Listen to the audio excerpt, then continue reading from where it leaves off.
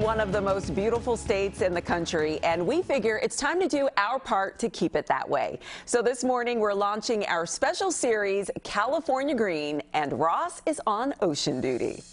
Hey, Boyan, welcome to California Live. Well, thank you for having me. I'm so glad that you're here. So at age 18, a lot of people are graduating high school and just starting to think about what they might want to do with their lives. But you, on the other hand, were devising a concept to clean up the world's oceans. What inspired you to take on such a significant and challenging life mission?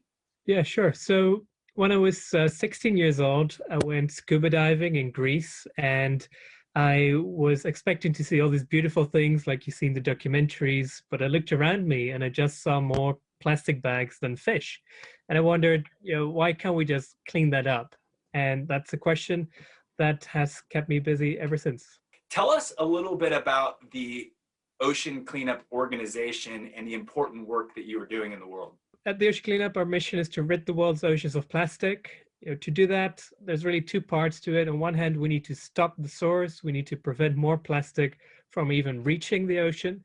But on the other hand, we also need to deal with the legacy pollution, the stuff that has been building up for many decades, and of which the biggest accumulation is off the coast of California, between Hawaii and California, the Great Pacific Garbage Patch. So the Great Pacific Garbage Patch is an area between Hawaii and California that's twice the size of Texas, 3 times the size of France, and it's the largest accumulation of trash in the world.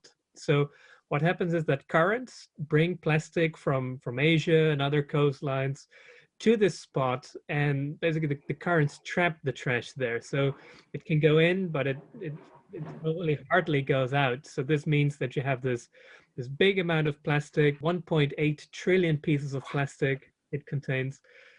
That just keeps growing and growing in terms of the amount of plastic, and it just doesn't go away by itself. No easy engineering feat to develop the technology that you have. I wonder if you can share with us a little bit about that technology and how it's being used in places like the Great Pacific Garbage Patch. The idea really is to construct artificial coastlines there where there are no coastlines. If you look at a beach, it's actually a very effective plastic trap. Plastic goes onto it, it stays there, doesn't go into the ocean anymore.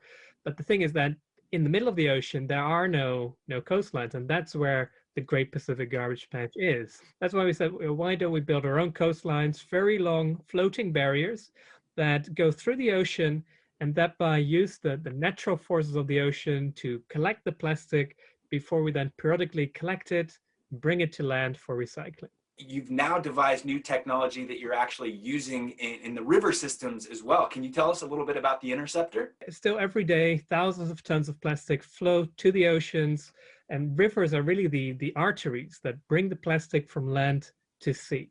And what we found through our research is that just 1% of rivers are responsible for roughly 80% of all the plastic that flows to the ocean. So by tackling these 1,000 rivers, we should actually be able to virtually switch off the faucet on this problem. So what we devised is something we call the Interceptor. This is a solar-powered autonomous device which you put into the mouth of these heaviest polluting rivers, and this intercepts the plastic before it even reaches the oceans.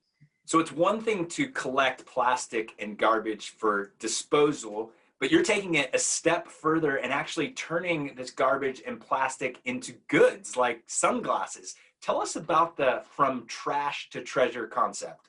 To clean the ocean, it's of course a really big technical challenge, but we also need some kind of way to fund it. We thought, what could be better than actually turning the plastic that we take out of the ocean into something valuable and using that to keep the cleanup going. So in other words, it would be this perfect circle that would just keep going. The more plastic we take out, the more plastic we can take out. So to kind of demonstrate this, what we developed is this pair of designer sunglasses. They're designed in California. And these are made, they're fully made from the plastic we've taken out of the Great Pacific Garbage Patch. So yeah, we think trash has never looked this good. Thank you so much for the work that you and your organization are doing.